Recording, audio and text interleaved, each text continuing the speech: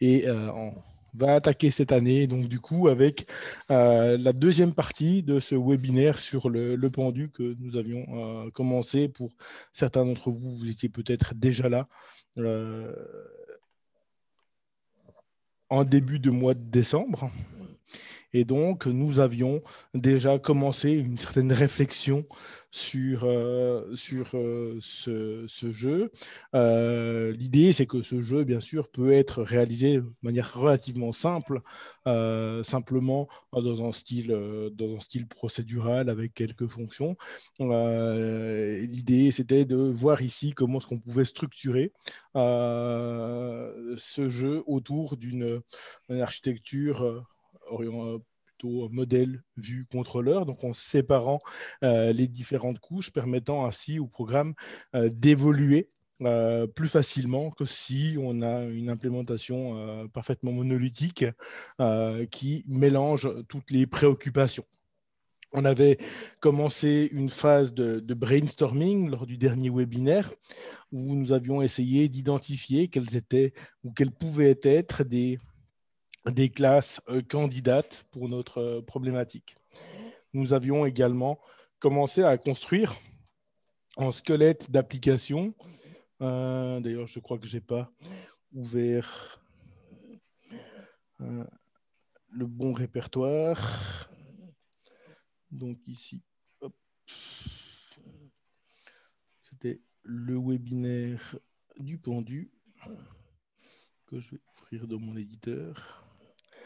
Voilà. Et donc, nous avions créé déjà, ou structuré un peu l'application lors du dernier webinaire, dans une application qu'on avait appelée Hangman. Et on avait essayé de commencer à raisonner en termes de modèles. La première chose à laquelle nous avions pensé, les modèles qui regroupent en fait les différentes classes métiers ici, qui vont finalement implémenter la logique de notre application.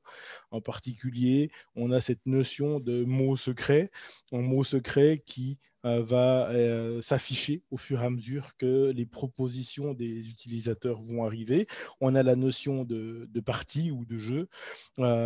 Cette partie, en fait, finalement est associé à un joueur, à un utilisateur, et est associé également à un certain nombre de propositions.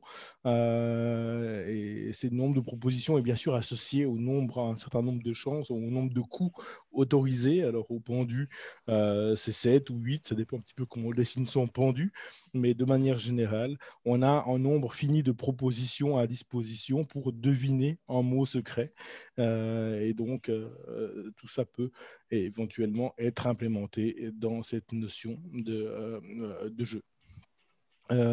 Et puis finalement, alors je vais faire un petit peu le ménage ici. Donc, on retrouve pas mal de fichiers qui sont là pour également supporter cette architecture en paquet. En paquet Python, puisque pour créer des paquets, on a besoin d'y ajouter notamment des modules d'initialisation. Donc, dans chaque répertoire constituant notre code Python, nous avons besoin ici d'ajouter à chaque fois en init. Alors, je vais directement profiter de l'ajouter partout. Comme ça, je ne vais pas oublier de le faire. Donc, en init ici dans mes contrôleurs, en init ici dans mes modèles, en init dans mes vues. Hop. Voilà. Je vais juste m'assurer que l'enregistrement est lancé. C'est tout bon. Voilà. Voilà où on en était. Et du coup, aujourd'hui, ce que nous allons essayer de faire, c'est de commencer à mettre en place l'architecture des contrôleurs, des vues, peut-être implémenter un ou deux modèles, un ou deux contrôleurs pour voir comment ça se passe au sein de cette application. Alors, pour ça, on va essayer de voir ensemble quelles sont les responsabilités des différents éléments, des différents composants qui constituent une architecture en modèle vue contrôleur. Alors, comme on l'a dit, les modèles vont contenir tout le code qui représente ce qu'on appelle les entités métiers de notre application. Donc, essentiellement des classes qui représentent des objets qui ont une signification dans le domaine métier de l'application. Alors ici, il s'agit du jeu du pendu. Donc, seront représentés dans les modèles des concepts liés au jeu lui-même, au mot secret à deviner, à l'utilisateur, etc. Donc, on a vraiment ici ces concepts métiers qui sont implémentés au niveau des modèles avec des méthodes qui permettront d'implémenter toute la logique qui est liée à ces différents modèles. Donc, ça, c'est la couche dans laquelle vous devez essentiellement avoir la logique du jeu. Okay, autant que possible, la logique de l'application elle-même ou du jeu ne devrait pas vivre dans une autre couche. Les contrôleurs, eux, on va dire qu'ils vont contrôler la séquence du jeu. Okay, donc, ils vont nous emmener à travers différentes phases du jeu. Par exemple, on va commencer avec un premier menu, par exemple, qui va nous proposer différentes options. Par exemple, l'option de se connecter, l'option de commencer une partie.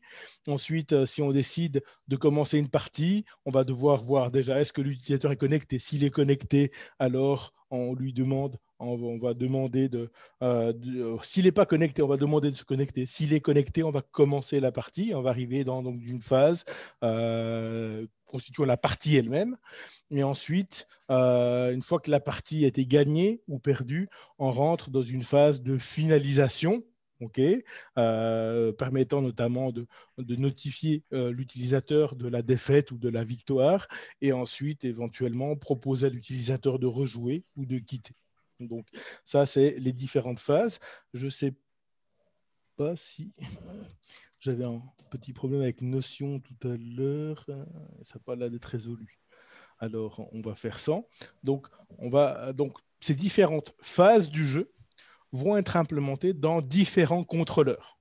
On va essayer de finalement attribuer en contrôleur par phase de jeu. En effet, dans une logique qu'on appellera solide, donc où une classe va essentiellement avoir une et une seule responsabilité, donc en contrôleur va gérer une et une seule phase de notre application, de notre jeu. Et ensuite, on aura toute la phase toute la partie du programme qui nécessite d'interagir avec l'utilisateur, soit en lui présentant de l'information, soit en lui demandant des informations. Dans ce cas-là, ça, c'est les vues. Les vues, c'est typiquement la partie de notre application qui va constituer l'interface utilisateur. Okay, cette interface utilisateur peut être une interface utilisateur simple en mode texte, donc dans la console, ou alors ça peut être une application graphique avec un toolkit graphique comme TK Inter par exemple, ou bien d'autres comme Qt ou Pside. Donc, on a plusieurs possibilités en Python d'implémenter des interfaces graphiques. Ça peut vraiment aller du web à l'interface graphique traditionnelle jusqu'à l'interface textuelle évoluée et puis l'interface console simple. Donc, dans notre cas de figure, on va implémenter des vues qui présenteront ou qui interagiront avec l'utilisateur en mode terminal. Mais l'idée des vues, justement, c'est qu'on peut refactorer l'application pour éventuellement proposer relativement facilement une interface graphique ou une interface textuelle évoluée, juste en allant modifier les vues. L'idée, c'est que tout ce qui touche à l'interface soit confiné dans cette couche de vue, de telle manière à ce que si on veut changer d'interface, on n'ait pas besoin de changer l'ensemble de l'application. Alors, essayons de commencer par définir la séquence souhaitée du jeu.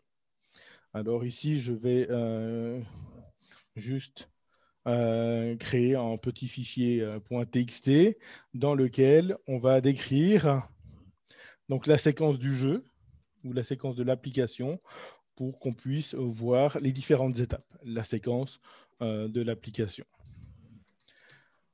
Alors, ceux qui ont déjà essayé de s'attaquer au projet en lisant la donnée ou la description de ce dernier sur la page Notion que j'avais créée, ont pu déjà prendre finalement en compte cette séquence. Donc, là, en tout premier lieu, donc, l'utilisateur va démarrer le programme. Alors ça, je dirais que ce n'est pas directement géré par l'application, mais la première chose qui va être présentée à l'utilisateur, c'est un menu d'accueil. Donc, ce menu d'accueil va présenter différentes informations. Alors, ici, hop, on peut imaginer que ce menu d'accueil va demander à l'utilisateur ou proposer à l'utilisateur de se connecter, de commencer une partie, une partie. On peut imaginer qu'il va donner la possibilité, par exemple, de reprendre une partie en cours. Donc ça, c'est une partie de l'application que j'essaierai d'implémenter dans un screencast à part. Et donc, éventuellement, consulter le palmarès des résultats. Donc, quels sont les utilisateurs avec le meilleur score. Donc, consulter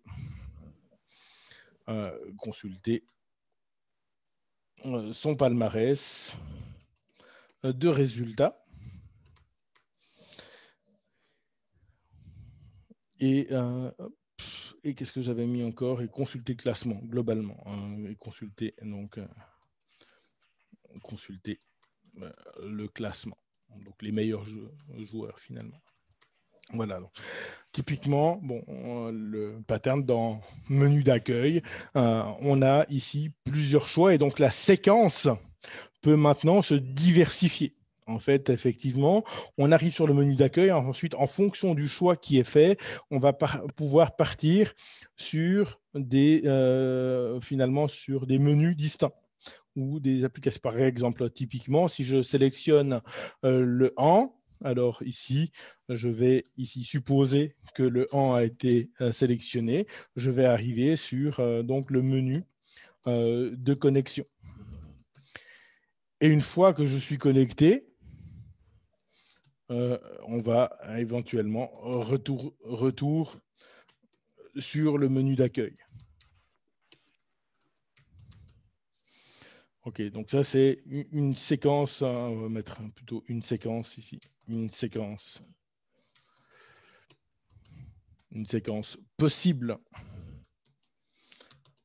de l'application. Une seconde séquence possible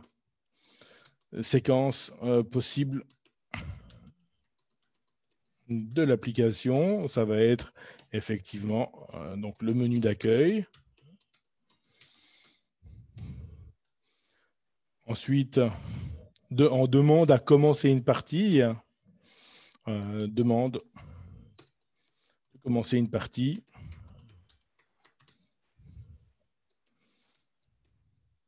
Si l'utilisateur n'est pas connecté,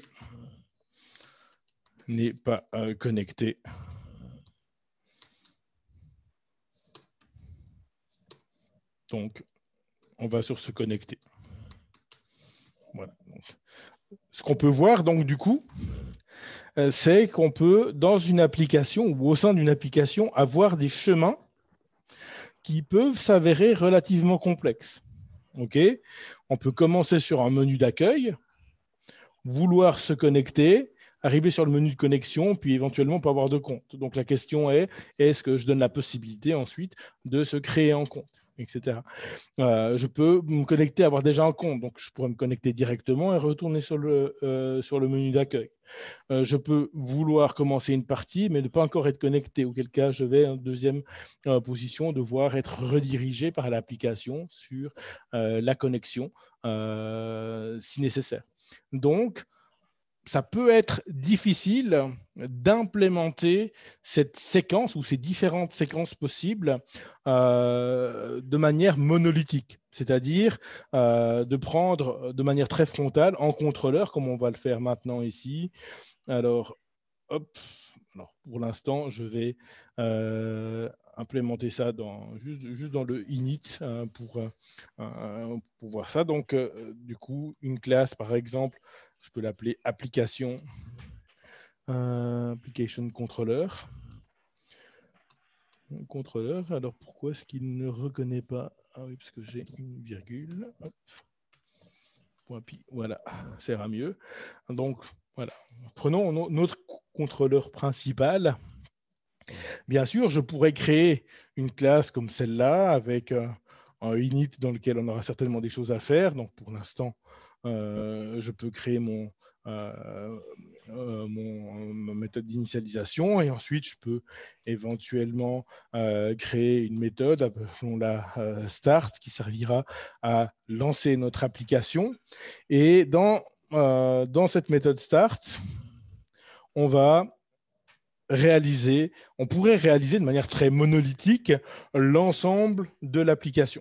Okay, donc, ce qu'on pourrait faire, c'est dire que notre application tourne. Ensuite, on pourrait dire que tant que ça tourne, on va faire quelque chose et ensuite on va pouvoir éventuellement proposer un menu, implémenter toute la logique du menu de connexion. Donc ici, par exemple, si je commence à programmer en pseudocode, donc ici, qu'est-ce qu'on pourrait faire? Donc afficher le menu à l'utilisateur ou afficher le menu pour l'instant, voilà, par exemple, et obtenir donc en choix de l'utilisateur, choix, on fait ça comme ça, toujours en pseudocode, choix,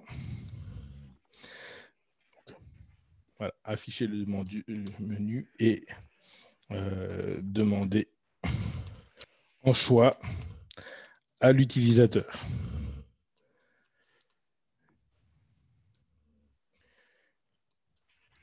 Si le choix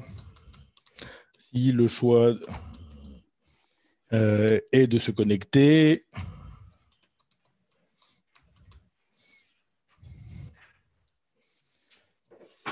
alors, et puis là, on peut continuer tout ça de manière monolithique. Et éventuellement, ce qui va se passer, c'est que les boucles while vont s'imbriquer avec des conditions et on va avoir une méthode start qui va petit à petit grandir.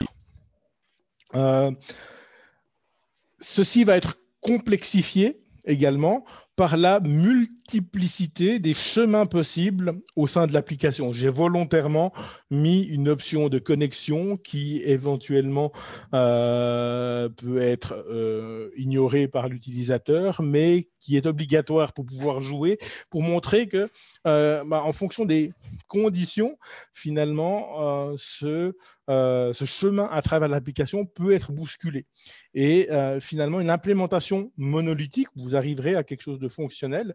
Pour ceux qui sont sur le parcours version 1 du parcours Open Classrooms, on peut être réalisé déjà le projet 5. Et sur le projet 5, j'ai vu des prouesses techniques de certains étudiants qui ont fait tenir toute l'application dans une méthode start ou dans une seule méthode. Donc, souvent une méthode de 500 lignes où tout fonctionnait. C'était parfois même relativement impressionnant. Mais il fallait pas modifier dans IOTA le parcours de l'utilisateur parce que effectivement, dans cette logique-là, ça tenait, mais la flexibilité qui était donnée au niveau du parcours utilisateur est relativement faible. Donc, c'est très difficile de mettre au point en code monolithique qui permettra de garder la flexibilité en termes de parcours utilisateur. Donc, ce qu'on va faire, c'est qu'on va définir plutôt des sortes de tableaux. Donc, on va appeler ça notre front controller, donc notre contrôleur frontal. Mais à côté de ce contrôleur, on va finalement implémenter en contrôleur par étape qu'on désire réaliser. Et ensuite, c'est chaque contrôleur qui va gérer la séquence au niveau vraiment localement, au niveau de l'étape qu'il est censé gérer. Et c'est en passant de contrôleur en contrôleur qu'on va pouvoir finalement développer des parcours utilisateurs très flexibles. Alors, on va repartir un peu à la planche à dessin ici, en passe, et on va commencer par définir non-contrôleur. Donc, le premier message, c'est que dans l'acronyme MVC, modèle vue contrôleur, alors, le modèle est au pluriel ici, parce qu'on a plusieurs modèles. Ça, vous l'aviez déjà compris à partir du dernier webinaire. Le contrôleur est au pluriel, parce qu'on a plusieurs contrôleurs. Et le view, c'est au pluriel, parce qu'on a plusieurs vues. Donc, on n'est pas dans une logique où on a un contrôleur pour toute l'application, une vue pour toute l'application et un modèle pour toute l'application. Donc, le MVC, modèle vue contrôleur, pourrait être des fois plurialisé. Ce serait plus clair, mais parfois on arrive à cette impression, cette fausse impression que nous avons en contrôleur, une vue, etc. Donc, déjà ici, nous aurons l'application controller qui est le chef d'orchestre de tout ça. Et ensuite, on va créer des séquences. Alors ici, on va, par exemple, le accueil. Donc, on va l'appeler main menu contrôleur. Pour l'instant, je reste là. Donc, ça, c'est le menu qui va implémenter finalement la partie du menu principal. Ensuite, on va pouvoir se connecter. Alors, connection menu contrôleur. Le contrôleur qui gérera la phase de connexion. Si on a besoin d'une phase d'inscription d'un utilisateur, on peut même avoir un sign-up menu contrôleur. Je verrai encore si je garde les menus un petit peu partout. Mais donc, au niveau des noms, c'est pas grave. Ce qu'il faut retenir ici, c'est vraiment la séquence. Donc, on a la possibilité, on a un menu d'accueil, on a le menu, alors on va même le main plutôt que main, on va l'appeler au menu contrôleur, sign up, donc pour l'inscription. Ensuite, qu'est-ce que nous avions dans notre séquence? Ici, commencer la partie, reprendre une partie. Donc, on va l'appeler, hop, retourner là, new game contrôleur.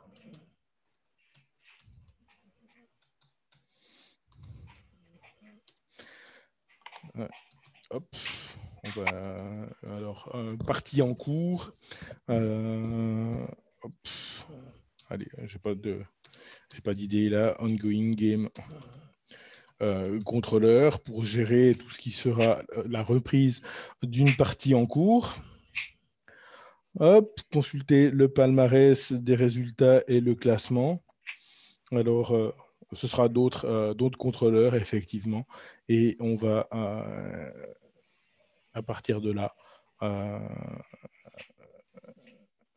alors, il faut que je trouve un nom pour ça. Si quelqu'un a un nom à proposer, je suis... Hop. Alors, classement en anglais. Hop. N'étant pas joueur, alors, hop. Classement dans le contexte de jeu.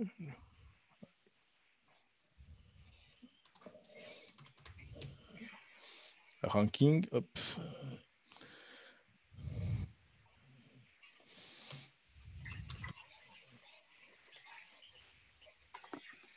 Ranking contrôleur, et puis on en reste là pour ça. Voilà. Donc, nous avons toute une succession de contrôleurs qui vont à chaque fois implémenter la logique au sein d'une séquence beaucoup plus ciblée au sein d'un contrôleur. Donc, on a le front contrôleur et des contrôleurs plus spécialisés pour chaque opération. Je préfère le faire comme ça. Une autre approche serait d'avoir dans la classe, dans le contrôleur principal, plein de méthodes qui nous diraient au menu, par exemple, Donc ça, c'est une approche qu'on rencontre également beaucoup, mais qui viole un certain principe, c'est le principe de la responsabilité unique. Donc, je pourrais bien sûr le faire comme ça, mais du coup, j'ai une classe qui devient responsable de mon application complète. Alors, on trouve effectivement dans des cours et certains exemples sur le MVC ce type d'implémentation où on va trouver différentes séquences du jeu dans différentes méthodes, mais il faut vraiment essayer d'éviter d'avoir une classe qui devient géante et qui commence à un petit peu tout faire. Donc ici, si on peut vraiment cibler les responsabilités, ce sera avantageux pour nous. Donc la voie que je propose, c'est ici de diversifier les contrôleurs sous forme de classes. Alors, quel est le mécanisme qu'on va mettre en place? Alors, le mécanisme qu'on va mettre en place au sein de Start ici, c'est que lorsqu'on crée une application, je vais le faire ici en bas pour l'instant, et puis c'est quelque chose qui va au final aller dans le fichier main.py ici. Donc, ce qu'on va faire, c'est de créer une application. Alors, appelons-la app. C'est une instance donc, du application controller. Et ensuite, on va démarrer cette application. Ça, c'est l'objectif. Donc, mon application se démarre de cette manière-là. Quand je démarre cette application, qu'est-ce qui va se passer? Finalement, j'ai besoin d'instancier ce menu, ce haut menu contrôleur, et d'exécuter le code qui va se trouver à l'intérieur. Donc, ce qu'on va faire, c'est que à chaque moment de l'application, on est dans un de ces contrôleurs. OK? Donc, il y a à chaque fois un contrôleur actif qui va, et on va passer d'un contrôleur à l'autre. Donc, ici, ce qu'on va faire, c'est qu'on va instancier le premier contrôleur actif qui va être ou qui va démarrer dès le départ. Alors, pour l'instant, il commence à none. Et ensuite, dès qu'on démarre l'application, on va instancier le home menu contrôleur. Donc ici, home menu contrôleur. Pour l'instant, j'ai aucune raison de penser que dans son constructeur, il y a des paramètres, mais ça peut venir en cours de développement. Donc, pour l'instant, ici, nous avons instancié un home menu contrôleur.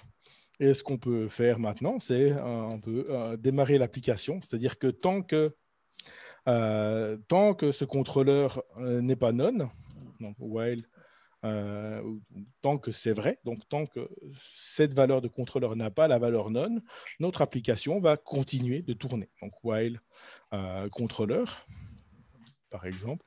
Et là, il va se passer quelque chose. En fait, on va, alors au menu contrôleur, est-ce que j'ai fait une autre? Non, OK. Qu'est-ce qui va se passer? Alors, on va exécuter notre home menu contrôleur. Qu'est-ce que ça veut dire exécuter notre home menu contrôleur?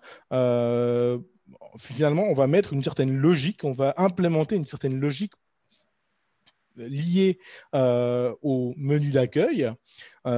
Cette logique, on peut le faire dans une méthode. Certaines personnes utilisent une méthode qu'on peut appeler run ici. Run. Et cette méthode run donc, s'exécute de cette manière-là, .run, par exemple. Ça, c'est une possibilité. Personnellement, moi, j'aime bien utiliser pour ça la méthode spéciale call qui me permet d'exécuter directement le contrôleur. Donc, c'est absolument égal à ce stade-là. Vous choisissez votre stratégie. Donc, si vous êtes allergique aux méthodes spéciales de Python, utilisez une méthode que vous appelez run ou start ou autre. Et c'est dans C'est au niveau à ce niveau-là que vous allez l'exécuter. Que ce soit run ou que ce soit rien du tout, juste des parenthèses, ça change rien. Donc call, pour ceux qui ignorent les méthodes spéciales, c'est quelque chose qui me permet de prendre mon objet ici, mon instance de home menu contrôleur et de l'exécuter comme s'il s'agissait d'une fonction. Alors, plutôt que de faire .run pour exécuter la méthode run, vous avez l'équivalent d'une fonction. Le point positif, c'est qu'on pourrait avoir certains contrôleurs qu'on voudrait simplement implémenter sous la forme d'une fonction, et à ce moment-là, ce serait tout à fait possible et interchangeable, plutôt que d'instancier en contrôleur ici, de simplement affecter une fonction à ce self-contrôleur, et ça fonctionnerait pareil. Donc l'avantage d'utiliser call ici est à ce niveau-là surtout. Voilà. Alors maintenant, l'avantage ici de ça, c'est qu'on va pouvoir exécuter le contrôleur, et ce home menu contrôleur va implémenter toute la logique liée au menu d'accueil. C'est-à-dire qu'il va faire appel à la vue pour proposer un menu à l'utilisateur, lui demander de sélectionner une entrée du menu, et ensuite, sur la base du menu qui a été sélectionné, le contrôleur va devoir passer la main à un autre contrôleur. Et c'est là que le mécanisme devient très intéressant, puisque ce contrôleur qui est actuellement le home menu contrôleur doit éventuellement pouvoir changer en cours de partie, en cours de route. Il me faut pouvoir passer, par exemple, du home menu contrôleur au connection menu contrôleur, si nécessaire. Donc, en fait, ce qui va se passer, c'est que ici, j'ai plusieurs manières de le faire. Ce que je vais faire ici, c'est que chaque fois, dans la méthode call va faire un return du contrôleur suivant. Alors, le return du contrôleur suivant, par exemple, imaginons, alors pour l'instant, je n'ai pas de menu, je n'ai rien du tout qui est affiché, mais imaginons qu'on veuille tout de suite passer au contrôleur, au connection menu contrôleur. Alors ici, je pourrais instancier directement ceci, contrôleur à ce niveau-là, et puis à ce niveau-là, on a simplement, et ça, c'est probablement la partie la plus difficile à comprendre si on n'a pas bien compris le fonctionnement des méthodes et des fonctions, c'est que l'instance de home menu contrôleur est exécutée via sa méthode call. Cette méthode call s'exécute avec tout le code qu'elle contient. Dans ce code, éventuellement, l'utilisateur a sélectionné un menu qui l'intéressait. Ce menu, c'est le menu de connexion. Et ensuite, on fait un return de l'instance du contrôleur, du nouveau contrôleur qui va faire ou qui va participer, si vous voulez, à cette étape suivante, donc la connexion. Une fois qu'on return cette instance ainsi créée, cette instance va venir être affectée à cet attribut contrôleur. Et au prochain tour de boucle, lorsqu'on va exécuter ici le contrôleur, ce ne sera plus ce home menu contrôleur qu'on va exécuter, mais ce sera ce connection contrôleur avec sa méthode call ici.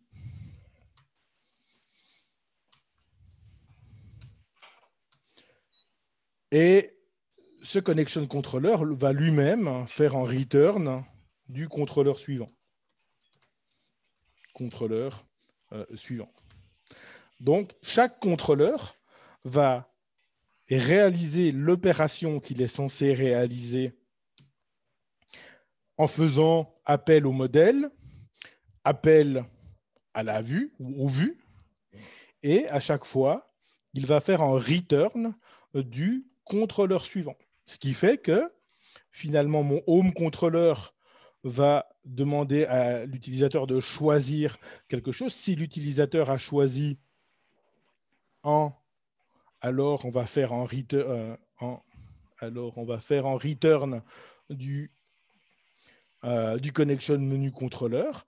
Mais si l'utilisateur a choisi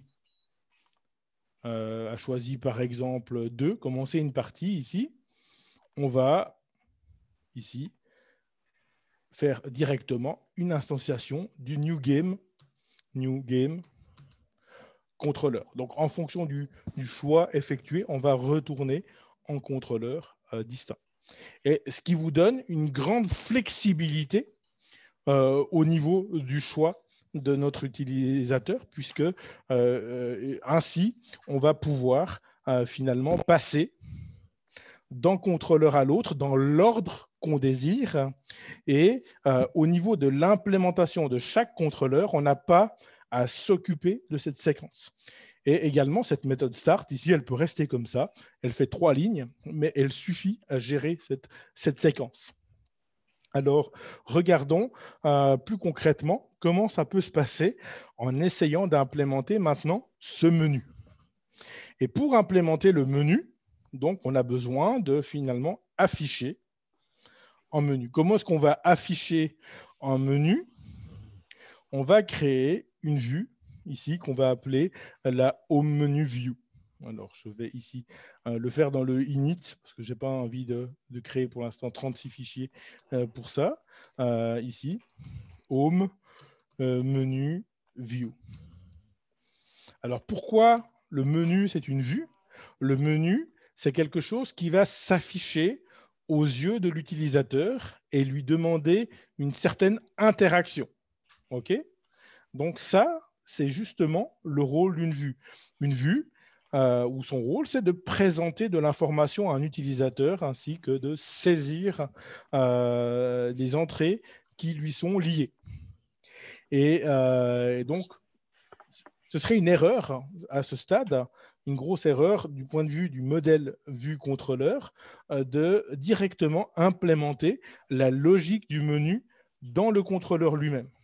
Okay, donc, cette logique de présentation ou d'affichage du menu, c'est quelque chose qui peut aller, qui devrait effectivement aller dans ces vues-là. Ce qui n'empêche pas que je peux éventuellement utiliser un modèle menu pour m'aider éventuellement à structurer un menu. Et c'est ce que je vais faire dans mon cas. Ici. Donc, dans mon cas, ici, qu'est-ce qu'on va faire? On va instancier en menu. Quoi? Il y a une question? Vous avez une question? Ça ne semble pas être le cas. OK. Donc, on va instancier en menu qui nous vient des modèles. Donc, on va ajouter un modèle de menu. Ensuite, dans ce menu, on va ajouter certaines entrées. OK, donc ici, add. Et on va ajouter des entrées au menu. Ensuite, on va éventuellement demander à la vue finalement d'afficher ce menu et de récupérer l'entrée de l'utilisateur. Donc, ce Home Menu Contrôleur va avoir besoin d'interagir.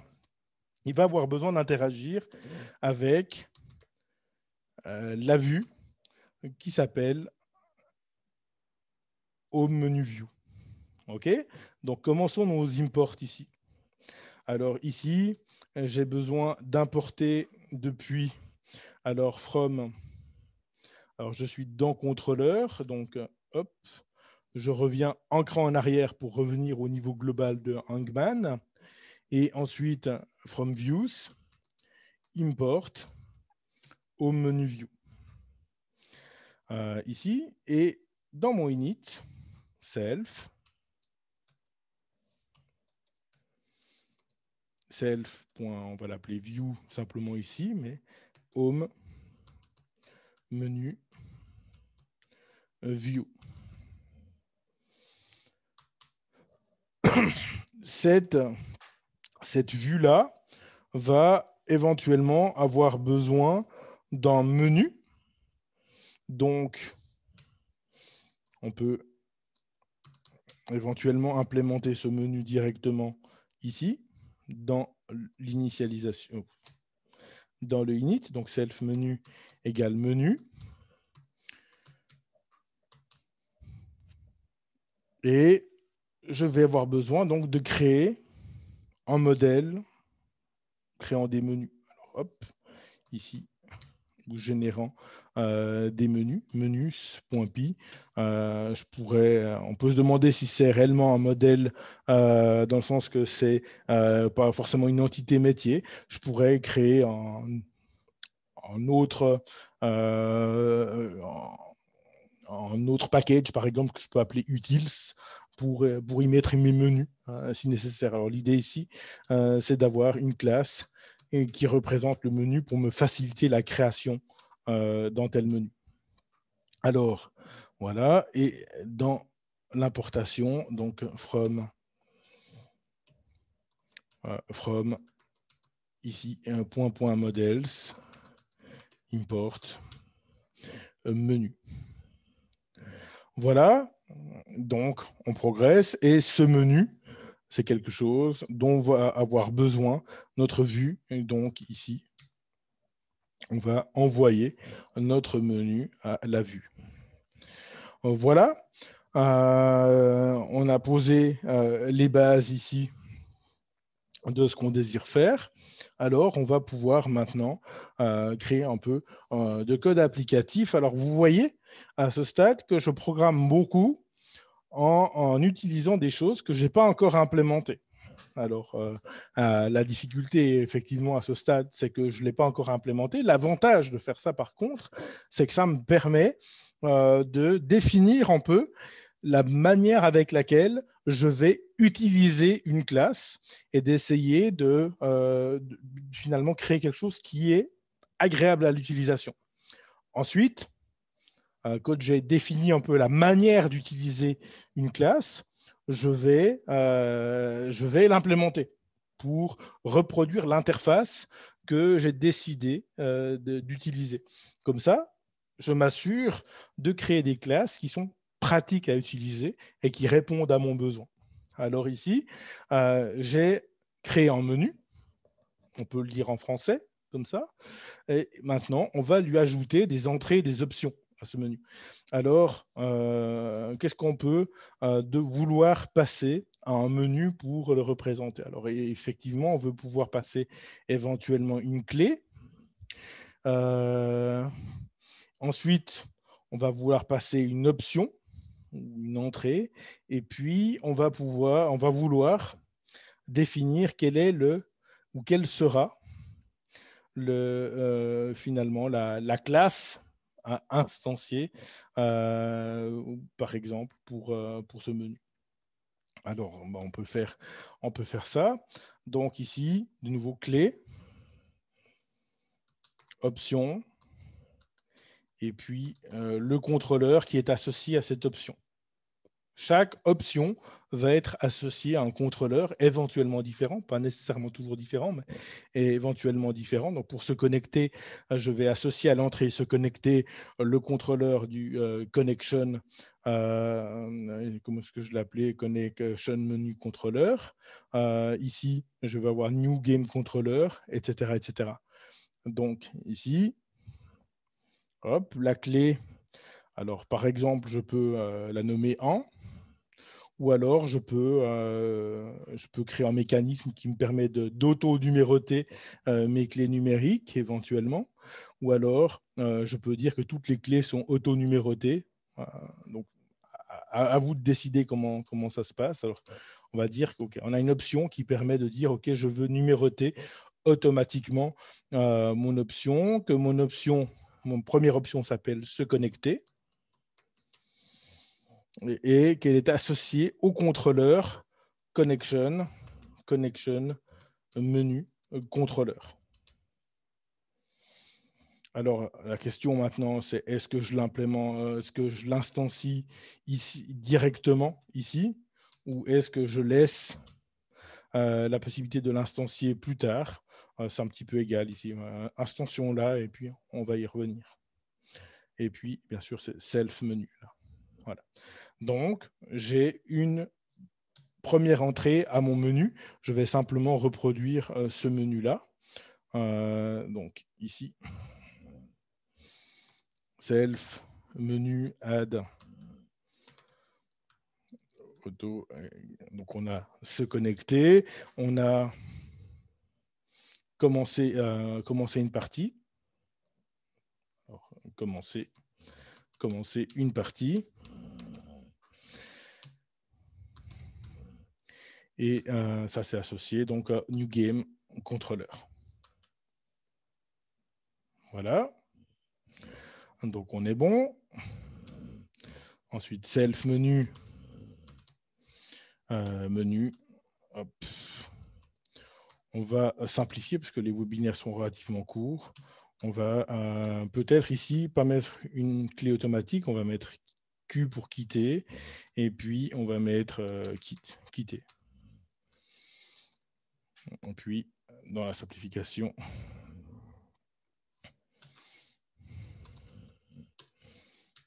on quitte contrôleur. C'est peut-être pas utile. On verra si c'est nécessaire d'avoir un contrôleur pour quitter ou si on simplifie. Mais si on reste dans cette logique-là, on va...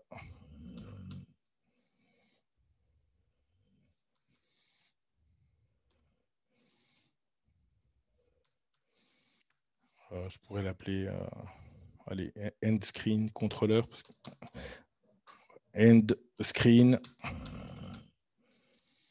screen contrôleur.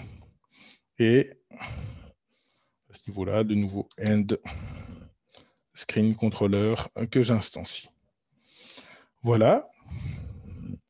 Alors, on a un menu. OK. Ensuite, on va demander à la vue.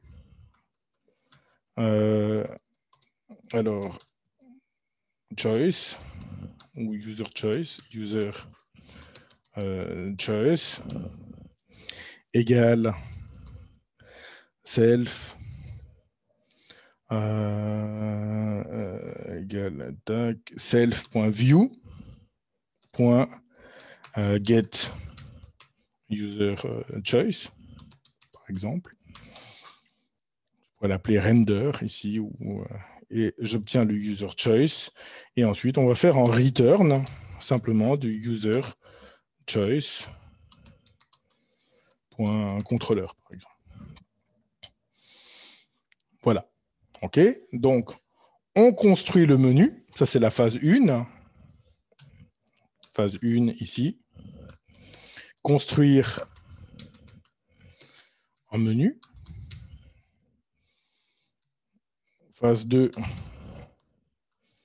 Demander à la vue d'afficher le menu et de collecter la réponse de l'utilisateur. Et une fois qu'on a la réponse de l'utilisateur,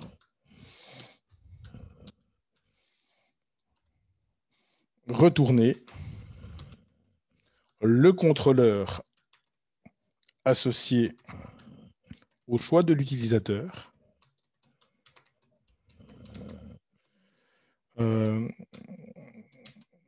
au contrôleur principal.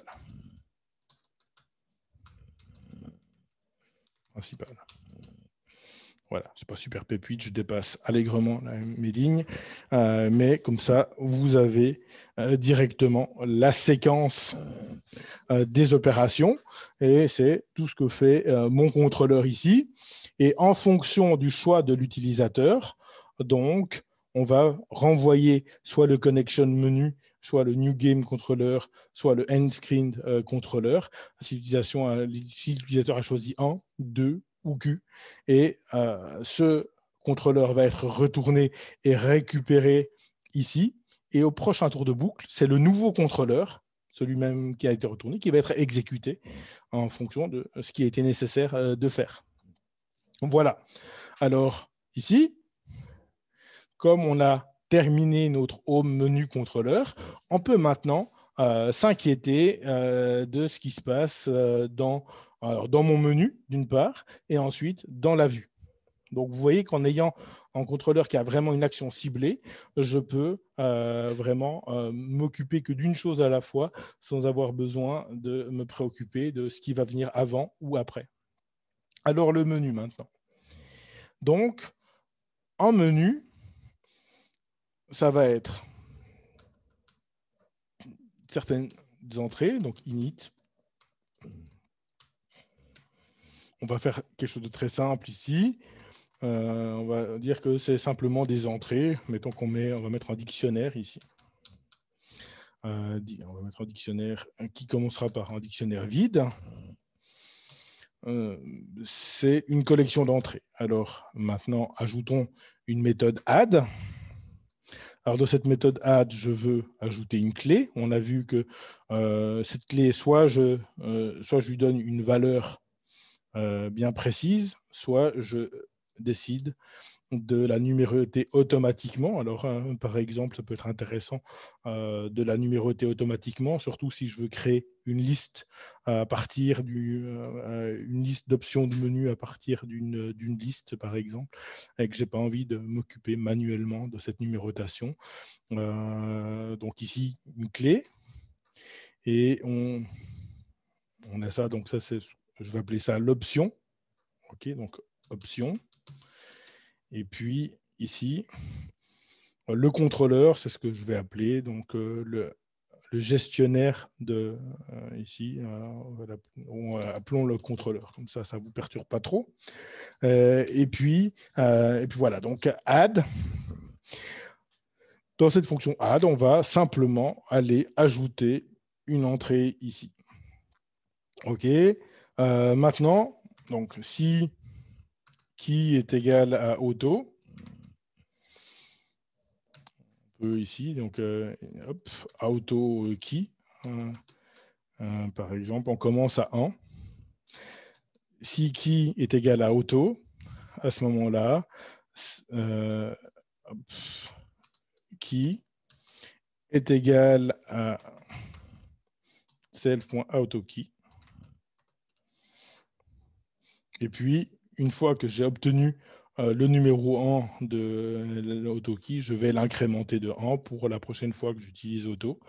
Donc, autokey plus ou égal à 1, par exemple. OK. Donc, j'ai géré ma numérotation automatique. À partir de maintenant, chaque fois que je mets auto dans key, la numérotation se fait automatiquement à partir de 1. Voilà, et donc du coup, je vais enregistrer. Alors, entries, la clé, ici, je vais décider que... Hop, voilà, on l'a fait comme ça. Éventuellement, on s'assure que c'est une chaîne de caractères. Alors, je vais la mettre sous la forme d'une chaîne de caractères. Voilà, donc, entries, la clé. Et là, alors, je peux enregistrer soit l'option. Alors, je vais utiliser en tuple, là, pour être relativement simple. L'option et le contrôleur qui va être utilisé. Yes. Alors, soit j'utilise ça, soit j'aime bien utiliser une classe. Allez, puisque tout le monde n'aime, enfin, que généralement, mes étudiants n'aiment pas utiliser des classes, utilisons une classe là, que j'appelle menu entry. Self, init, self, alors option et contrôleur. Parfait, comme ça, menu entry, menu entry. Alors, ceux qui me disent que c'est long d'implémenter une classe, vous voyez qu'on a déjà introduit notre nouvelle classe. Alors, quel est l'avantage par rapport à un tuple? Alors, l'avantage, il est déjà de pouvoir accéder à option ici de manière nommée. Alors, certains me diront, oui, mais il y a les tuples nommés. Alors, c'est une possibilité. Donc, contrôleur égale contrôleur. Mais éventuellement, également, je peux ajouter des méthodes. Par exemple, me dire que si je fais en print de cette instance-là, c'est l'option que je voudrais afficher dans le print. Alors, par exemple, ce qu'on peut faire, c'est hop, def string. Et puis là, on peut simplement faire un return de self.option. C'est effectivement ça qu'on veut afficher dans notre menu. Hein. C'est se connecter, commencer une partie, c'est ça qu'on veut afficher. Bien sûr, quand on affiche le menu à l'utilisateur, notre utilisateur n'a que faire finalement de ce menu contrôleur. Ça, c'est vraiment pour nous. Donc, ici, etc. Donc, voilà. Parfait. Je vais encore, maintenant qu'on a implémenté ça, cette notion de contrôleur, c'est quelque chose qui est très lié à nos contrôleurs, mais de manière générale, l'idée, c'est d'avoir un gestionnaire finalement, un gestionnaire des options. Je vais l'appeler handler comme ça. Comme on est dans un modèle de menu, on ne va pas trop utiliser la terminologie de contrôleur, sinon vous n'allez rien comprendre avec finalement un modèle ou une classe utilitaire qui utilise le mot contrôleur. Donc ça, c'est effectivement pas le but. Donc ici, handler. Et hop, ici, handler. Voilà, donc on peut ajouter des nouvelles entrées ici à nos entrées.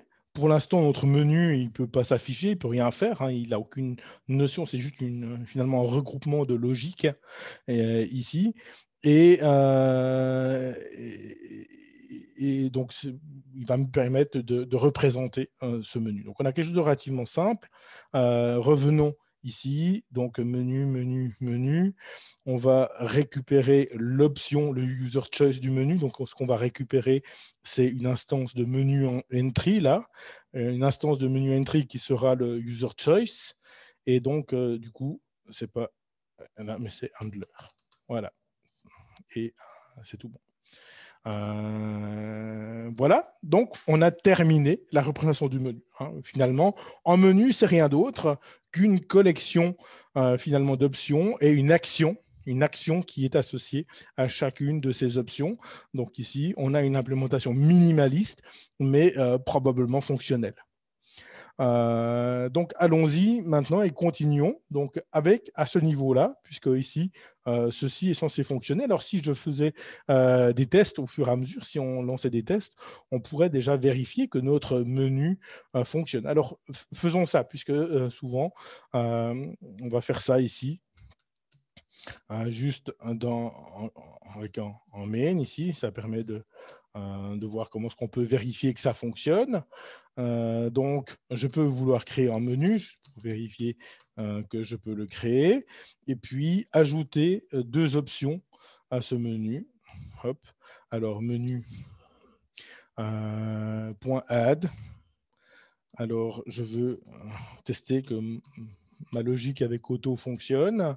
Je veux première option du menu. Allez, première option du menu. Et puis, je veux ici ajouter un contrôleur quelconque. Alors, ici, hop, on peut simplement mettre quelque chose d'exécutable. Alors, lambda et puis none, par exemple. Ça va faire le truc pour ma démo. Et donc, juste, on va vérifier que menu, on va juste voir à quoi ressemble menu entries ici.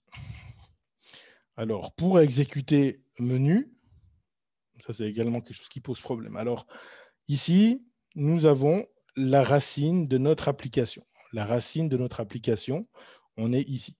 Donc, mon terminal se trouve ici. Si je veux exécuter ce fichier ici, menus pour vérifier que le code fonctionne, qu'est-ce que je dois faire? Alors, Python, ou Python 3, en l'occurrence sur Mac, pour moi, Python 3, -m. Ensuite, Hangman. Hangman, point. J'ouvre Hangman, je vais dans Models. Models, point. Je vais dans Menus. Menus. Et ici, alors j'ai bien une menu entry. Ici, je ne vois pas trop à quoi il correspond. Alors, je vais juste remplacer juste momentanément ce string par repr pour que je puisse voir que j'ai bien donc l'option en, première option du menu. Si j'ajoute une deuxième option, ici, menu.add, alors toujours auto. Seconde option du menu. Et puis toujours en une fonction fictive. Donc j'utilise ici une fonction lambda. Hop. Voilà, seconde option du menu. Et puis finalement, je peux tester menu add, kit. Et dernière option. Menu. Lambda. Non. J'ai bien donc mon dictionnaire qui contient chacune des options de mon menu avec la clé correspondante, cette clé qui sera utilisée probablement, je ne sais pas encore, mais c'est la vue qui sait ce qu'elle va utiliser comme information. Mais j'ai une clé qui peut être utilisée pour notre utilisateur, j'ai une option de menu, et derrière, j'ai encore une fonction. Je vois ici que quand j'affiche ça, j'ai que l'option qui est affichée ici du fait de ma méthode repr. Je peux très bien ici retourner à string ici et faire une méthode repr pour le débugage. Repr. Donc, repr, c'est une méthode qui vous permet d'afficher une représentation textuelle d'un objet dans un contexte de debug. Donc ici, je peux retourner, hop, et on va simplement créer une string en disant menu entry.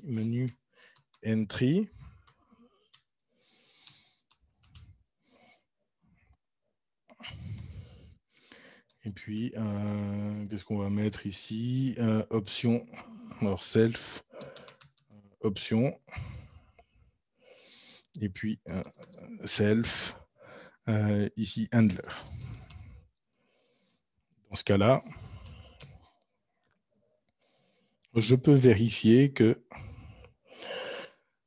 ma première option, c'est bien quelque chose de type menu entry qui est donc l'option, c'est première option du menu, et ensuite j'ai une fonction qui représente ici dans mon test ou qui simule l'action, qui simule mon contrôleur. Ouais. OK, donc ça fonctionne.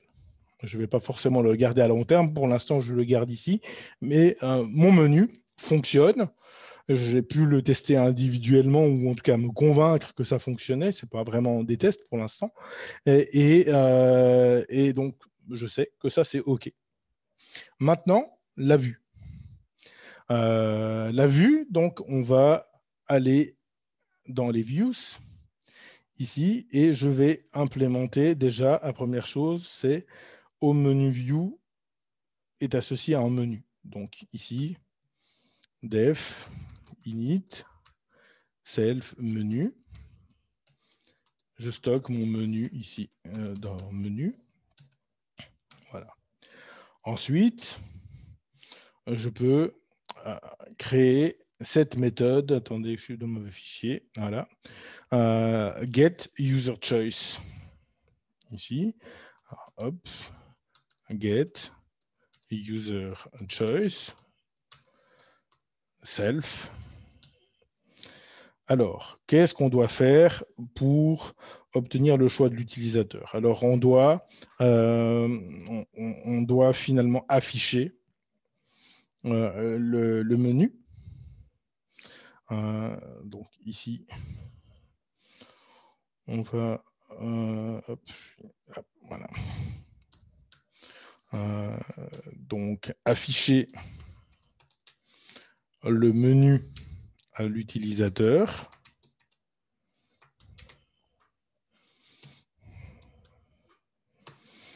Demander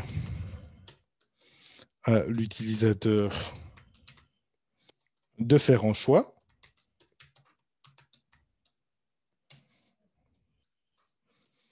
Valider le choix de l'utilisateur. Donc là, va se poser la question, qu'est-ce qui se passe si mon utilisateur choisit n'importe quoi? Ou comment est-ce que je peux gérer ça? Et ensuite, retourner le choix de l'utilisateur. Voilà. Donc, tout ce dont est responsable ce getUserChoice. Première chose, afficher le menu. Donc ici, j'ai un menu que je veux afficher. Alors, bien sûr, je pourrais l'afficher comme ça, mais ce n'est pas super. Je dirais que ce n'est pas forcément très engageant pour l'utilisateur d'avoir un dictionnaire comme ça, brut, qui est affiché. Donc, à ce niveau-là, vous avez de nombreux choix. Vous pouvez, et c'est là l'avantage d'utiliser une classe pour notre vue, c'est qu'on peut y ajouter des méthodes. Alors, allons-y ici. Hop. Alors, par exemple, on peut l'appeler menu toString. Ou string et display menu. Allez, hop, display menu. J'en fais éventuellement une méthode privée parce que c'est juste getChoice qui aura besoin de ça, par exemple. Ou getMenuString. Ou display menu, ça me semble pas mal. Et de nouveau, la question que je me pose à ce niveau-là, c'est est-ce que c'est une méthode dont aura besoin mon contrôleur? Mon contrôleur, lui, il a, si je décide qu'il a juste besoin d'une interface qui est getUserChoice, il s'est contenté, mon contrôleur, d'envoyer le menu à home menu view. Et sachant qu'on lui a envoyé le menu, ensuite, il demande de tenir le choix de l'utilisateur. OK. Si je décide que display menu n'est pas quelque chose dont j'ai besoin ici au niveau du home menu contrôleur, je peux en faire une méthode privée. Donc, c'est toujours une décision que vous allez prendre, dire est-ce que c'est quelque chose de privé ou de public. Donc, déjà, la qualité d'avoir choisi une classe pour la vue, c'est que je peux implémenter, utiliser des méthodes pour découper un peu mon code. Donc, la responsabilité de ceci, c'est de transformer ce menu en quelque chose d'affichable ou d'afficher ce menu. Alors, allons-y. Ce menu, on a en dictionnaire. Pour l'instant, ce dictionnaire d'entrée là n'est pas public. Alors, soit est-ce que je vais me poser la question, est-ce que je le rends privé? Est-ce que je le garde privé ou est-ce que je vais autoriser l'accès à ce dictionnaire?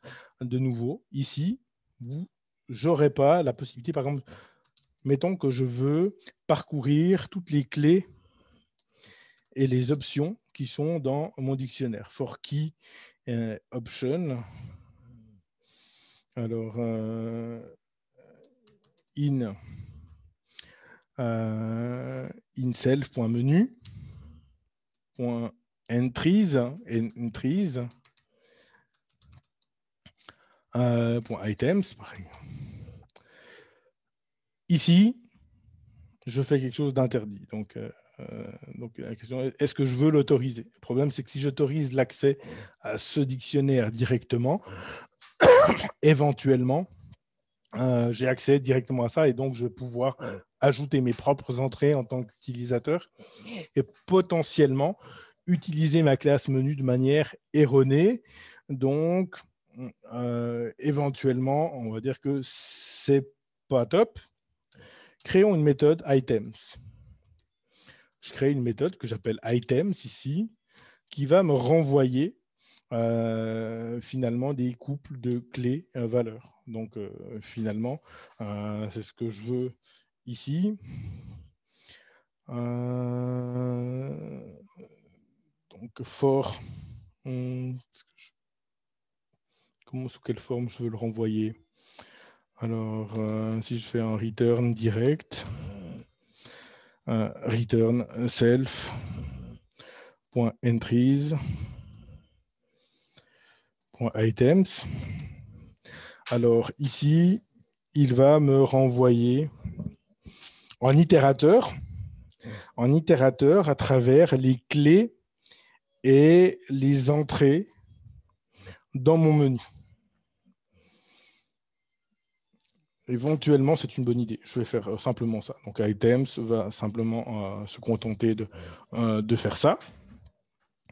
Donc, comment ça s'utilise si je le fais comme ça? Simplement, on va dire pas option, mais entry. For key entry in self.items. Je bypass complètement ça. Et j'ai quelque chose qui peut me servir. Et maintenant, je vais faire un print de une f-string. Le menu va se faire comme ça, éventuellement avec, mettons, 2 points ici, et puis une entrée. Donc, la clé qui, et puis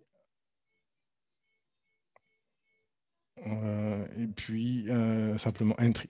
Alors ici, le fait de directement faire un print de entry, je peux me servir du fait que ici, dans mes modèles, dans mon menu, j'ai ce string qui va juste afficher l'option. Sinon, je peux également complètement éliminer cette partie-là. Et ce qui serait assez logique, finalement, je veux directement contrôler l'affichage ici. Je peux faire aussi entry.option à ce niveau-là. Et puis, j'ai le menu qu'il me faut. Alors, j'ai affiché mon menu. Est-ce que je mets ici en print qui dit en substance que donc bienvenue ou accueil de notre jeu. Simplement, voilà. Et puis ensuite, on affiche le menu. Donc ici, self.display menu. J'affiche le menu. C'est bien ce que j'ai décidé dans mon pseudocode. Demandez maintenant à l'utilisateur de faire un choix. Alors ici, je vais finalement saisir la réponse de l'utilisateur. Donc ici, un get user answer. User key. Alors, on va demander à l'utilisateur de nouveau de faire un choix. Ensuite, on va voir si c'est une entrée valide. Alors, while. Alors, tant que ce n'est pas valide. On va dire while true, ici. Qu'est-ce qu'on va faire? On va demander de faire un choix. Donc, ici, input. Qu'est-ce que je dis à l'utilisateur pour faire choisissez. Alors, on va juste faire ici encore en print pour laisser une ligne vide. Et ici, on va juste afficher ceci pour le choix de l'utilisateur. Et l'utilisateur va choisir quelque chose. Maintenant, on va on a le choix. Soit on fait cette validation ici, soit on l'a fait ici, si on s'occupe juste de la clé.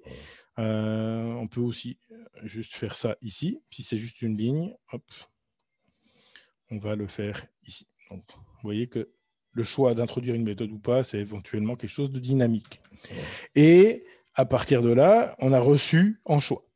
Ce choix de l'utilisateur, ça peut être en, ça peut être de, ça peut être Q, mais ça peut être aussi son prénom, ça peut être aussi n'importe quoi parce que le chat est passé sur le clavier, ou ça peut être une entrée erronée comme 0 ou 3. Donc maintenant, on aura besoin de valider que ce choix appartient bien au menu. Donc, ce que je peux faire, c'est une méthode dans menu qui me permet de vérifier quand choix fait bien partie ou appartient bien au menu. Alors ici, essayons ça. Donc, introduit une méthode ici, as key. Voilà, self. Et l'objectif de cette méthode, alors je vois qu'il y a des notifications, mais je ne sais pas si c'est vous qui avez une question. Si jamais vous avez une question, n'hésitez pas à la poser à haute voix. ASCII, et puis simplement ici, return. Alors, key ou choice. Alors, choice in self.entries. Et puis, on prend juste ça comme ça. Je suis obligé à ce stade, je décide que les majuscules ou les minuscules ont de l'importance. Et donc, je ne transforme pas tout en minuscules ou tout en majuscules. Et on va procéder de cette manière-là.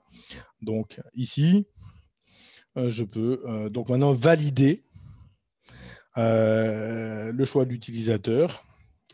Donc, if choice if self.menu self.menu.as key choice. Dans ce cas, on fait un return du choix de l'utilisateur. Donc, de nouveau, on va avoir besoin de récupérer ce choix-là.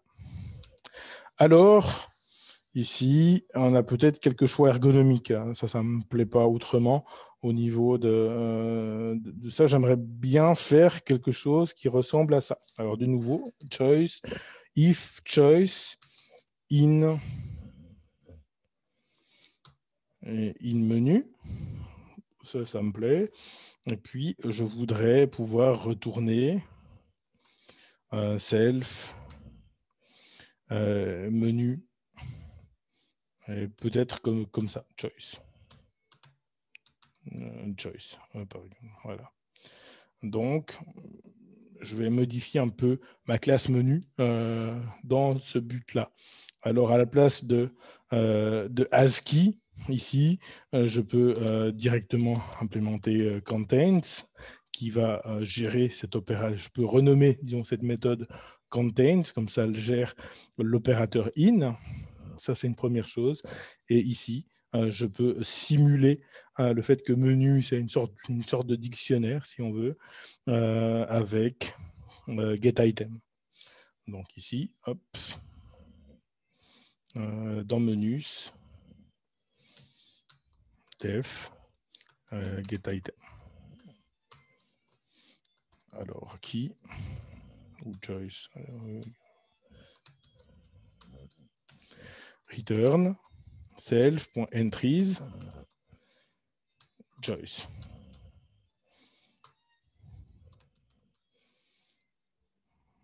Voilà. OK, donc on a toute la logique qui est implémentée ici. On va tourner ça. Donc ça, c'est implémenté. Le problème, c'est que qu'est-ce qui se passe? Donc, si le choix n'est pas valide, ben, on veut recommencer. On veut réafficher éventuellement le menu et puis redemander à l'utilisateur encore de faire quelque chose. Donc, c'est ici que je vais faire un while true. Donc, je continue tant qu'on n'a pas trouvé, tant que l'utilisateur n'a pas choisi quelque chose de valide. Et donc, on va faire ça comme ça. OK. Donc, normalement, ici, ça doit fonctionner. Donc, on va tester ça. J'ai quelque chose qui me perturbe là. Ah oui, voilà, j'ai oublié une parenthèse. Donc, ça me semble pas mal. Au niveau de notre menu, donc on est a priori bon, on verra tout de suite. Et à ce niveau-là, on va recevoir à ce stade, normalement, l'instance de KeyEntry qui possède le handler et donc qui va transmettre finalement le contrôleur ici. Et ce qu'on va faire ici, juste faire un petit truc dans le contrôleur de connexion. Et on va voir si ça fonctionne. Au menu contrôleur, on a App Start. On va essayer. Alors, du coup, c'est l'heure de vérité. Je vois que l'heure avance également. Donc, on va essayer de voir ça de nouveau. On est maintenant dans le init de contrôleur. Alors, pour lancer ça, et pour ceux qui s'y perdent, on se remet toujours à la racine, Python 3, -m. Ensuite, Hangman,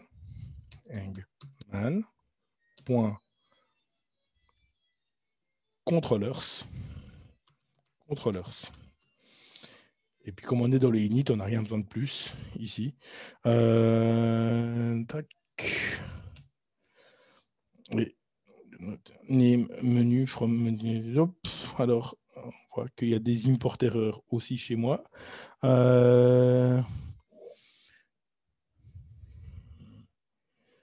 From models, c'est simplement mon import qui est faux. Models.menus. Voilà. Et hop. Et ce code ici.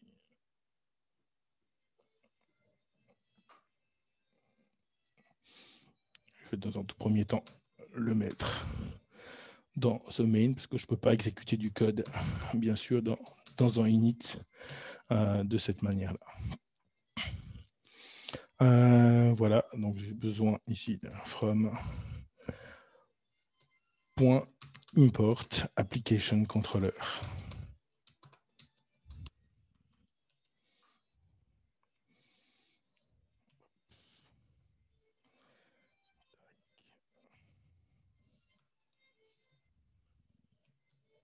Voilà.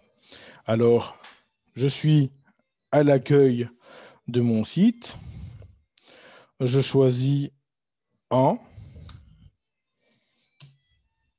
et je suis bien arrivé dans le contrôleur de connexion. Je vais juste vérifier maintenant au niveau des contrôleurs. Alors là, on est dans le contrôleur de connexion. Qu'est-ce qu'on avait mis? New Game encore. Donc, on va en ajouter là. Def call. Self. Et ici, je vais juste mettre en print. Alors, vous me voyez mettre des prints dans un contrôleur. Ça, si vous le faites, c'est qu'il y a quelque chose qui ne joue pas. Okay, c'est que la vue qui fait un print. Ici, c'est un print de debug, malgré le fait que j'ai dit publiquement qu'il ne fallait pas faire des prints de debug. Donc, ça, j'assume complètement ici. Donc, dans le contrôleur de nouvelle partie. Nouvelle partie. Et voilà, donc réexécutons notre petit programme.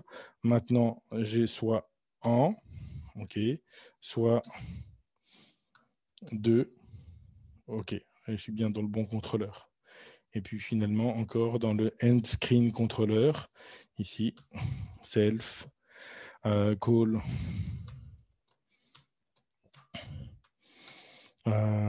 tac, et print dans le contrôleur de fin. Voilà. Ici, et puis la Q, voilà. Si je lance et que je tape n'importe quoi, il me raffiche le menu systématiquement. Et ici. Donc, ça fonctionne. Alors maintenant, pourquoi ça quitte systématiquement, hein? Là, si je choisis 1, on est dans le contrôleur de connexion et ça quitte. Alors, ici, ça quitte.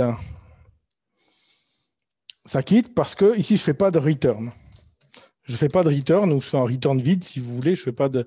Alors, quand je ne fais pas de return, est-ce que quelqu'un peut me dire qu'est-ce qui est retourné par une fonction qui ne fait pas de return? Eh bien, non. None. OK. Alors, comme ici, j'ai décidé que si self-controller est faux, dans ce cas, je sors de cette boucle et le programme s'arrête. Donc, si lorsque j'exécute en contrôleur, il renvoie pas un autre contrôleur, s'il renvoie rien, donc none par exemple, ou quelque chose qui serait évalué à faux, à ce moment-là, au prochain tour de boucle, c'est le contrôleur est none et cette boucle s'arrête. Donc ici, pour vérifier ça, on pourrait dire, OK, bah ici, je return le home menu contrôleur, par exemple, pour vous montrer ceci. OK? Donc, je peux très facilement me dire, OK, ben, qu'une fois que j'ai passé à la connexion, je vais revenir en arrière. Et avec ce système, c'est très flexible du coup, parce que si je choisis de me connecter, hop, je suis dans le contrôleur de connexion et puis je reviens à l'entrée.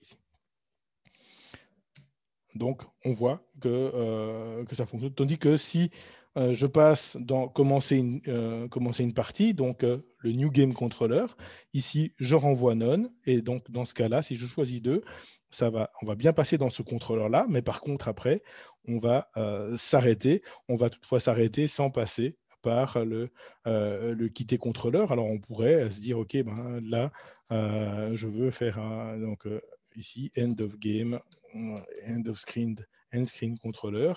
Et puis là, ici, tac, bye bye. Par exemple, à ce moment-là, hop, Eggman. Donc là, je suis dans le contrôleur de connexion, puis je reviens à l'accueil sans avoir rien fait, parce que, bien sûr.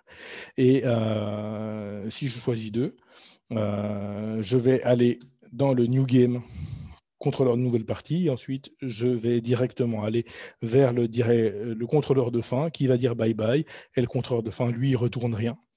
Il retourne none. Et c'est ce qui va arrêter notre jeu. Donc, avec cette implémentation, vous pouvez avoir un contrôleur par séquence de jeu et ces contrôleurs vont faire des returns et à chaque fois, ils vont retourner le contrôleur suivant, le contrôleur qui représente l'écran suivant, si vous voulez, ou la séquence de jeu suivante. Et vous pouvez donc ainsi passer d'un contrôleur à l'autre simplement en faisant un return chaque fois du contrôleur que vous désirez exécuter comme prochaine étape. Et ça vous permet de faire des allées en avant, des retours en arrière et vraiment de personnaliser le retour utilisateur. Au niveau de ce menu, c'est au niveau du menu que j'ai stocké les différents contrôleurs qui étaient associés aux différentes entrées. En fonction de l'entrée de l'utilisateur, on récupère le handler pour lequel on fait un return. Ce return est récupéré ici et en fonction de ce choix, on va passer vers l'un ou l'autre de ces contrôleurs. Donc, aujourd'hui, nous avons mis en place les différents contrôleurs de notre application, ou en tout cas l'architecture qui sont liées. Maintenant, je vais compléter dans un screencast cette architecture-là pour que vous ayez une implémentation de tous les contrôleurs.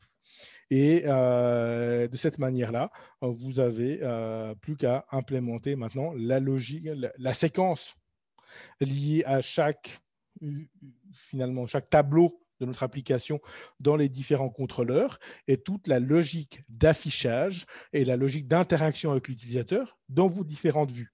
Quand vous structurez l'application, vous devez donc vous demander, est-ce que la classe que je veux implémenter appartient à la logique métier ou implémente un concept de la logique métier derrière l'application. Donc, est-ce que c'est quelque chose qui est lié au mot, est-ce que c'est quelque chose qui est lié au jeu? Dans ce cas, ça va dans les modèles.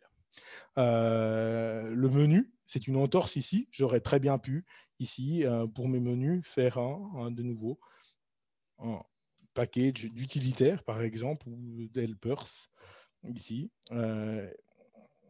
en mettant en init, parce qu'on n'est pas vraiment dans la logique métier ici. Il n'y a rien qui impose au niveau du jeu du pendu d'avoir une notion de menu. Donc, je peux tout à fait déplacer mes menus dans ce module utilitaire. Donc, dans un modèle view controller, il peut très bien y avoir d'autres choses que des modèles view controller. Donc, ici, je peux très bien avoir mon module utilitaire. Ici, ça va simplement impliquer qu'au niveau de mon contrôleur, j'importe le menu pas depuis models, mais depuis utils. Mais au-delà de ça, ça ne fait aucune différence. Voilà. Quand vous avez quelque chose qui a à voir avec le contrôle de la séquence de votre application, ça va être en contrôleur. Donc, soit ici, j'ai un super contrôleur, si vous voulez, c'est ce que j'appelle le contrôleur frontal ou le front controller. Ici, le application controller, c'est le contrôleur de toute mon application. Donc, lui, il contrôle la séquence d'appels des différents contrôleurs. Et ensuite, j'ai un contrôleur par tableau qui va me permettre de chaque fois réaliser la logique. Ici, on a réalisé la logique pour le premier contrôleur qui implémente une sorte de menu et ensuite va demander à la vue de présenter ce menu à notre utilisateur et lui demander de faire un choix. Donc ici, on a typiquement quelque chose qui a trait avec l'interaction avec l'utilisateur. Le contrôleur n'interagit jamais avec l'utilisateur. Il ne fait pas de print. Donc ici, vous avez quelque chose qui va vraiment arriver dans une vue. Donc si vous voulez vous poser la question, est-ce que ça va dans le contrôleur ou est-ce que ça va dans la vue? Déjà, vous pouvez demander, est-ce que ça interagit directement avec l'utilisateur? Si ça interagit avec l'utilisateur, ça va dans la vue.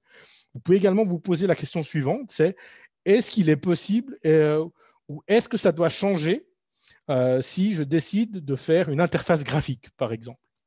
En effet, ici, la représentation de mon menu sera différente dans une interface graphique que dans une interface textuelle.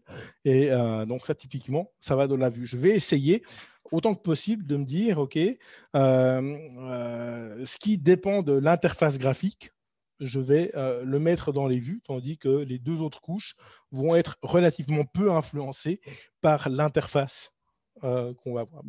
Ce n'est pas toujours facile d'avoir une séparation complète des couches. Mais on va essayer, dans la mesure du possible, d'essayer de séparer dans ces trois couches. Et le dernier mot de la fin, c'est que finalement, nous avons effectivement trois couches.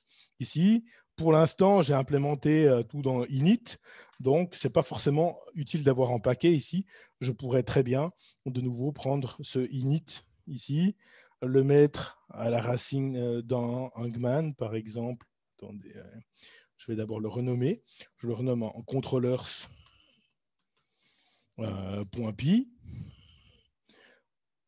Je le mets à la racine ici. Et puis, éventuellement, j'élimine le controllers. Okay, donc, c'est une approche. Ici, j'ai un module qui s'appelle controllers dans lequel j'ai tous mes contrôleurs. Je peux, de manière totalement équivalente, me dire, OK, j'ai controllers, ici, hop. On va y arriver. Avec mon init, comme je l'ai fait avant. Et du coup, séparer les différents contrôleurs. Ici, application.py. OK, c'est là-dedans que je mets l'application controller. Je peux home.py, c'est là où je mets le contrôleur pour le menu d'accueil, new game. .py, etc. etc.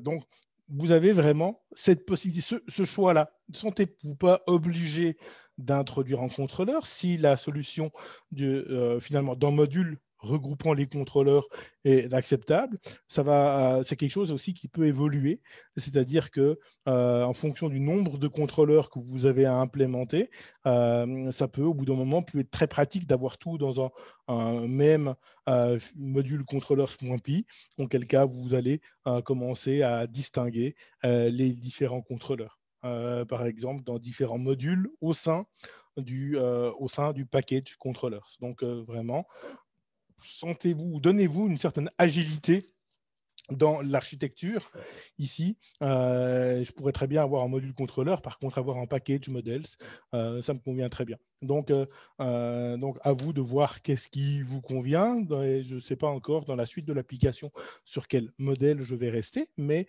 ici, vous voyez que cette architecture peut évoluer en cours de route. On a les grandes lignes qui sont posées et ensuite, on peut commencer à finalement avancer dans cette implémentation. Donc là, de nouveau, l'implémentation qu'on fait de ce pendu est certainement overkill pour les besoins d'un pendu, de manière générale.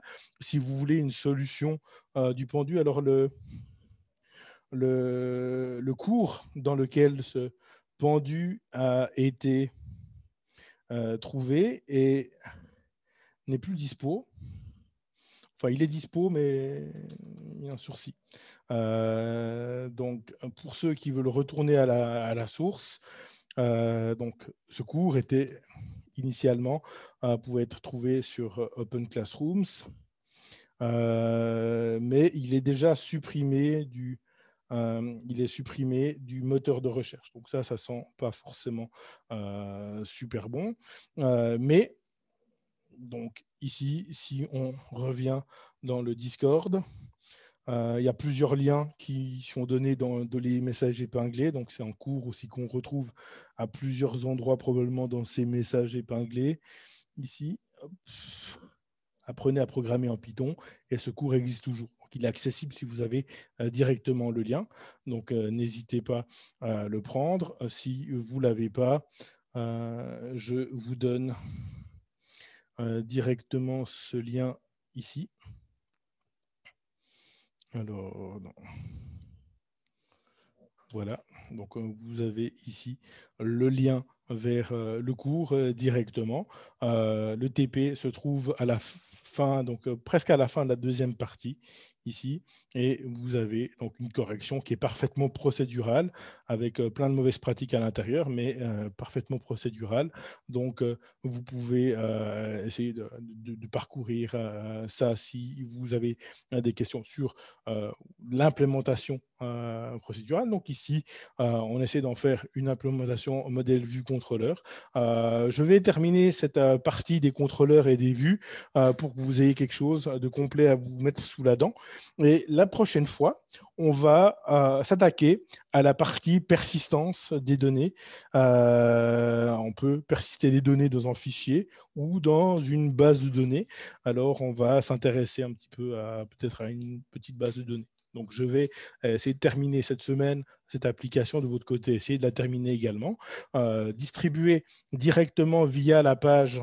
Alors, je vais voir maintenant si elle est accessible. Elle n'était pas tout à l'heure. Depuis la page webinaire.pythonclassmates.org. Je vois qu'il rame encore pour l'avoir. Il faut que je regarde ce qui se passe. Je vais regarder ça tout à l'heure. Mais c'est vraiment depuis cette page que vous aurez accès à la fois à l'enregistrement d'aujourd'hui. Voilà, donc il me dit que je vais regarder ça tout à l'heure. Donc, que vous aurez accès à l'enregistrement d'aujourd'hui, mais également à une page GitHub. Donc, je vais directement mettre sur GitHub ce code pour que vous ayez accès, vous puissiez jouer avec. Et n'hésitez pas à revenir vers moi si vous avez des questions sur le système de contrôleur que nous avons mis en place et de vue. Voilà. Avec ça, vous avez de quoi maintenant continuer. Si vous êtes dans un projet qui implique ce genre de séparation, n'hésitez pas à vous inspirer de ce type finalement de design, d'architecture, et à votre disposition pour répondre aux questions si vous en avez maintenant ou plus tard. Moi, j'aurais une question, Thierry. Oui. Donc, c'est par rapport au menu. Oui. Donc, dans le menu, avec l'implémentation que tu as fait, donc on passe une clé, un message et un contrôleur. Et si j'ai bien compris, tout à l'heure, tu disais qu'on peut passer donc soit la classe ou soit l'instance du contrôleur. Et donc là, en l'occurrence, dans cet exemple, tu as passé l'instance. Voilà. Mais si on avait passé la classe, et si pour instancier la classe, on a besoin de paramètres, comment est-ce qu'on aurait fait? Parce que Alors là, Dans par le... exemple, je peux faire, si je passe la classe ici, je peux très bien passer la classe. Alors effectivement, si on a besoin de paramètres dans les contrôleurs, hein, tu es obligé de passer l'instance. Donc là, effectivement, si je ne sais pas à l'avance quels sont les... Alors si déjà, si systématiquement, je n'ai pas de paramètres, comme c'est le cas pour l'instant, j'ai le choix. Okay, donc, je peux très bien l'instancier à ce moment-là, ici. Si tous les contrôleurs ont éventuellement les mêmes paramètres, je peux également passer les paramètres ici. Si chaque contrôleur a besoin de paramètres qui sont différenciés, à ce moment-là, j'ai probablement meilleur temps d'instancier ici, en passant des paramètres. Par exemple, je pourrais dire, OK, qu'est-ce qui se passe si je veux des paramètres, si je veux passer des paramètres d'un contrôleur à l'autre, par exemple, je pourrais dire que je pourrais stocker les paramètres dans l'application controller et systématiquement, ici, je pourrais passer, par exemple, self dans le menu contrôleur. Ici, je pourrais dire, OK, app, et self.app égale app. Comme ça, à chaque fois que je crée un nouveau contrôleur, je passe l'app. Et si j'ai besoin de mettre des paramètres, je peux les passer via l'app. Ça, c'est une manière plus globale de le passer. Mais si tu as besoin effectivement de paramètres qui sont différenciés dans chaque contrôleur, là, je le symbolise un petit peu avec des petits points, tu n'as pas trop le choix, tu es obligé d'instancier à ce niveau-là. D'accord, ok, bah ça répond à ma question, merci. Voilà. Donc, ça va dépendre du degré de personnalisation. Effectivement, si on utilise des classes, ici, c'est probablement parce qu'on a besoin éventuellement de passer des paramètres, de personnaliser des choses. Donc, c'est là que la classe va être supérieure à la fonction. Sinon, je n'ai pas nécessairement besoin d'une classe. Donc, effectivement, après, donc, si j'ai besoin de différencier, par exemple, au niveau des différents contrôleurs et dans le menu, effectivement, c'est comme ça que je vais le faire. Donc, moi, je passe généralement par une instanciation à ce niveau-là. Je sais que dans certains tutos que tu trouves sur le web, tu as une instanciation souvent à ce niveau-là. Et puis, du coup, tous les contrôleurs reçoivent plus ou moins les mêmes paramètres. Est-ce qu'il y a d'autres questions? Bonjour Thierry, c'est Patrice. Bonjour. J'ai une question plus globale sur l'architecture MVC. Oui. Alors moi, j'ai finalisé le projet 5 Oui. il y a un certain temps. Et au début, en fait, j'ai vu plusieurs fois dans certaines architectures MVC un lien direct entre la view et le modèle. C'est-à-dire que la view elle faisait une notification au modèle, enfin, le modèle faisait une notification à la view, et la view faisait changer l'état du modèle. J'ai vu ce design pattern. Alors, je dirais que c'est en principe quelque chose qu'on essaye d'éviter, c'est que la vue change l'état du modèle, c'est-à-dire qu'elle aille induire en changement d'état. Pour une raison assez pratique, souvent, c'est que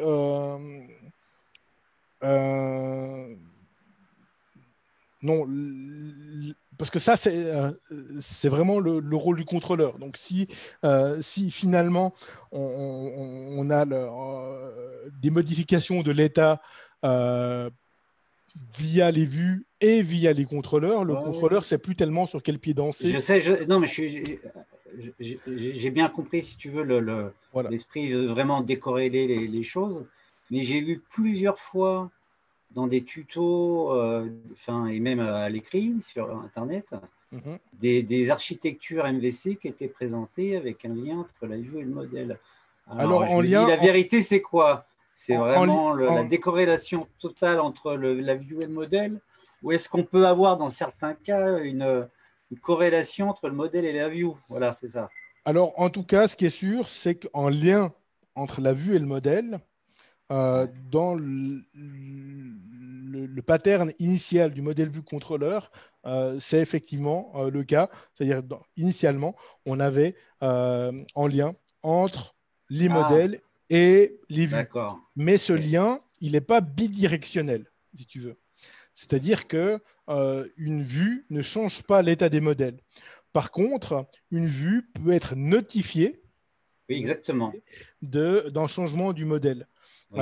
C'est quelque chose que j'ai évoqué pour ceux qui étaient là. Tout le monde n'était pas là, mais la vidéo doit être en ligne ou je vais la mettre en ligne si ce n'est pas le cas. Mm. On a traité il y a quelques semaines de la question des événements, des events. D'accord.